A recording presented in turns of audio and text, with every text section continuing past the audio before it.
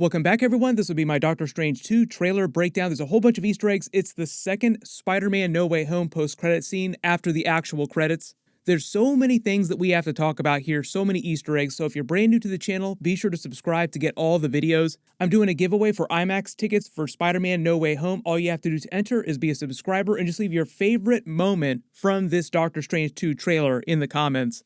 Careful for spoilers for Spider-Man No Way Home. If you haven't seen the movie yet, we have to talk about what happened during that and the ending and how that sets up what's happening during Doctor Strange 2. But the trailer picks up right after the end of Spider-Man No Way Home, after that time jump where he creates his new Spider-Man suit that looks like the classic comic book suit, and it's Christmas time, like a couple months have gone by. But the trailer actually starts with a couple of dialogue scenes from Spider-Man No Way Home, mixed with some deleted scenes from the movie. Doctor Strange telling Spider-Man the multiverse is a concept about which we know frighteningly little. The deleted scene that some of you may have recognized is actually from the Spider-Man No Way Home trailer of Wong yelling at Doctor Strange in the entrance hall saying, "Don't cast that spell," when Spider-Man asks him about it. Strange, don't cast that spell. It's too dangerous. Fine. I won't. If you watch the movie in theaters, that scene is not in the theatrical cut. He says something different. He just says, "Okay, fine, keep me out of this," and then goes to Kamar-Taj. The first actual news scene of Doctor Strange 2 is of Doctor Strange's broken watch that was given to him by Christine in the first Doctor Strange movie, like he puts it on at the end of that film. You can see his face reflected in the broken glass, but the fact that they open on a broken watch is also meant to be a metaphor about the plot, about how reality is breaking just in general. It also kind of reminds you of Kang because it's a watch for keeping time, and Kang is a time travel villain. Some of you also probably sense the Kang vibes that are coming off some of these scenes. It seems very similar to what we saw play out during the Loki series with Kang and his variants, because there are a couple different versions of Doctor Strange in this, and they're trying to make you think that Doctor Strange himself is the main villain of the film, or one of his variants is one of the main villains, like Doctor Strange Supreme that they reveal at the end of the trailer. If you think I'm bad, wait till you meet my variants, but make it Doctor Strange. Kang himself isn't supposed to be the main villain of a big Marvel movie till Ant-Man 3, but the concept of reality also includes the timeline, the multiverse, so there'd have to be some association with the Kang multiverse war during this too, at least way off in the distance. Then as Doctor Strange comes rushing up the stairs in a version of the Sanctum that looks like it's been combined with a beach, like something about reality has warped, and it's like somebody's sanctum. It might not be his, it might be a sanctum from another universe sinking into this beach. You hear Baron Mordo say, "Your desecration of reality will not go unpunished." Then you see him in what seems like a version of New York City, just rushing through these gates, looking up into the sky as reality, like the Earth, is just kind of crashing in on itself. There's also this melting effect, like everything is melting up into the sky. It looks very similar to what happened to the Earth Doctor Strange Supreme came from in the What If series. And during his episode, he basically destroyed his entire universe, trying to undo an absolute point in time. But he says it was the only way, and it sounds like that's a reference to him fixing the memory spell that started to break reality during Spider-Man No Way Home with those giant purple tears in reality. So they kind of want you to think that what he did during Spider-Man No Way Home with the spell, like it was kind of his fault, also kind of Spider-Man's fault that the spell broke because he agreed to perform it in the first place when he probably shouldn't have. It sounds like what's happening here with reality breaking is a consequence of what they did, but also a consequence of what these other versions of Doctor Strange from different universes are doing, like Doctor Strange Supreme, who at the end of the trailer has a line of dialogue saying things got kind of out of hand, making you think of that What If Doctor Strange episode. Then we see him outside in the streets of New York City with reality warping all around him, people in the background just running in terror. It's very similar to the Avengers Infinity War scene when the Black Order attacks them in the street. And it seems like Doctor Strange and America Chavez are getting ready to fight Gargantos. And he's that big creature that looks like Shumagorath, the giant eyeball with all the tentacles. He creates that magical buzzsaw to cut the bus in half when Gargantos throws it at them. And here's the thing, because they're using Gargantos like this, I think it's less likely that Shumagorath is actually the main villain. And instead of him being the main villain, they're trying to say that variants of Doctor Strange or Doctor Strange Supreme is the main villain, or at least they want you to think that. Marvel trailers are always very misleading. But then we see a bunch of flashes, starting with Scarlet Witch using her chaos magic. We see Christine Palmer at a wedding, and she's not getting married to Doctor Strange, like she's walking quickly past him down the aisle. Doctor Strange did make a reference about his sort of personal relationships during Spider-Man No Way Home. It was kind of a joke, because when he starts fighting Spider-Man, he says, "This is why I never wanted to have kids, just because they're such a pain in the butt, such a handful." But the idea is that he kind of had to sacrifice his personal relationship to become the most powerful sorcerer in the universe, even though they did have the big joke about Wong being the actual Sorcerer Supreme. But the idea is that Doctor Strange is more powerful. But as they imply through all the trailer footage in the events of Spider-Man No Way Home, he gets himself into as many problems as Spider-Man does. Like, the more powerful you are, the more reckless you are, the more damage you cause. So Spider-Man No Way Home was a local Spider-Man ruins everything kind of situation, and they're giving us the exact same vibe with the Doctor Strange 2 trailer. Local wizard ruins everything. There are so many wizard jokes during Spider-Man No Way Home. A wizard's dungeon, Dr. Magic. Even the goatee template that MJ finds in the Undercroft, like Doctor Strange is using a goatee template to make a better looking goatee.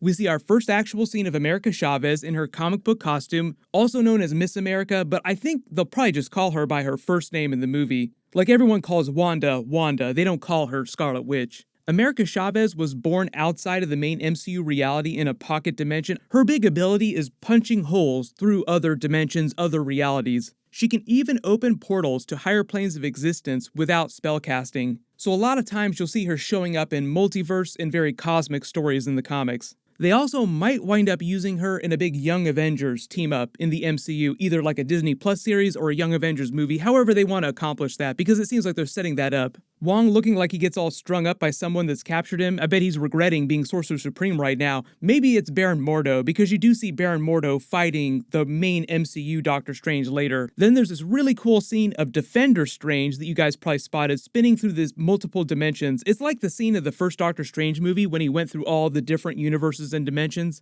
Defender Strange is just another version of Doctor Strange from the multiverse, based on the Defenders comic book version. He's got a ponytail, his costume looks like this, the red and black one. So now we know there are at least 3 different versions of Doctor Strange from the multiverse in the movie. There might be more that we just don't see during the trailer. Then we finally get to see the scene of Doctor Strange going to visit Wanda after the events of the WandaVision post-credit scene. If I'm not mistaken, this is supposed to be the same basic area where we last saw her, but it looks like she's either moved to a new house or she's created one with her magic. It looks like she's just been chilling out gardening between her study sessions with the Darkhold, just trying to process her grief over losing Vision again, her children, Billy and Tommy. They answer some of your questions from WandaVision in this scene too, like Wanda lets him know that she expected him to show up and hold her accountable for what happened with the Hex and what she did in Westview. But he's like, no, I don't care about that. We're just here because of what's happening with reality breaking down. What do you know about the multiverse? It sounds like she knows a little bit, like she's been studying the Darkhold, and the Darkhold probably has information about other realities.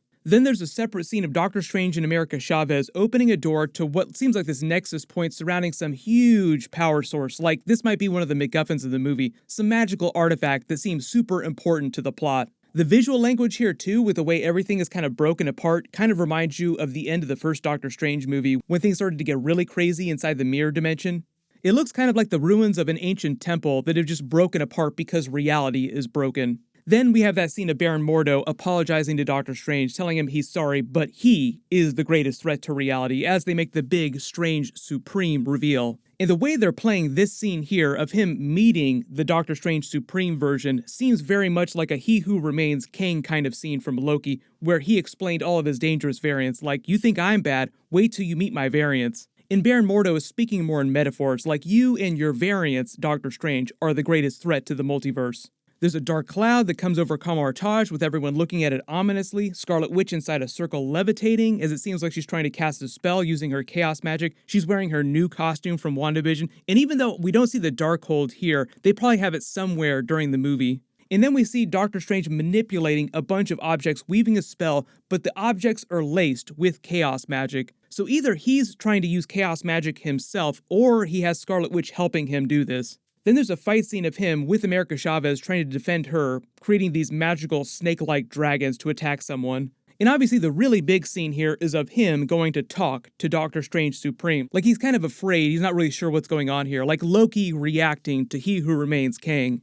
Looking around this room here and just where this exists in space-time also feels very similar to that scene from the Loki finale. Loki and Sylvie meeting He Who Remains at his citadel at the end of time. Like everything looks really ancient in this room of his, like it looks like Strange Supreme's sanctum, not our Doctor Strange's sanctum. And outside the window here, it looks like reality is about to end. And like I said, the way Marvel plays this trailer reveal with Baron Mordo's voiceover, They really want us to think, at least at first glance, that Doctor Strange Supreme is the real main villain of the movie. That could be a misdirect, like all the Spider-Man No Way Home trailers were very misleading about Tobey Maguire and Andrew Garfield in the movie. But whatever the main threat to reality is, like reality itself breaking down, this seems like the event horizon outside, like this giant maelstrom with a really bright white light at the center. But this is really just scratching the surface. There's so much stuff going on in this movie. We have what looks like concept art of Patrick Stewart's Professor X, or a version of him from the multiverse. There's supposedly going to be some version of the Illuminati. There's even a version of him here looking like he's controlling some Ultron robots, bringing Doctor Strange in to talk to him. And his special chair looks like the gold one that he used during X-Men the Animated Series. There's also been merch that they've revealed for a bunch of other cameo characters like Despair, Sleepwalker, Rintra the Minotaur. Those are all other really powerful magic users. There was even some concept art for a version of Clea, so Clea might also show up in the movie at some point. But if you spotted any other Easter eggs in this trailer that I didn't talk about during the video, just write them below in the comments. If you have any big questions about what's going on in the movie, they'll probably release a version of this trailer publicly or a slightly different version of it in the next couple of weeks. Of course, I'll be doing all kinds of videos for this just like I did for Spider-Man No Way Home, so no worries. There's a bunch of other Spider-Man videos that I'm working on too, so make sure you have alerts enabled for my channel so you don't miss that. Congratulations, Baked Yoda, you're the giveaway winner from my last big Spider-Man video. Please email me on the About page of my channel so I can get your contact details. Everyone click here for that other Spider-Man No Way Home post-credit scene video, and click here for my full Spider-Man No Way Home Easter eggs video for the entire movie, the ending, everything. Thank you so much for watching, everyone stay safe, and I'll see you guys in the next one.